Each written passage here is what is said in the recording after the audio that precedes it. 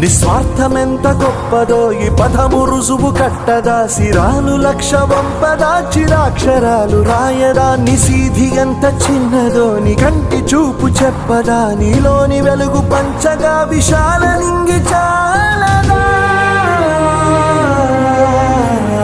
మనుష్యులందు నీ కథ మహర్షిలాగా సాగదా, మనుష్యులందు నీ కథ మహర్షిలాగా సాగదా.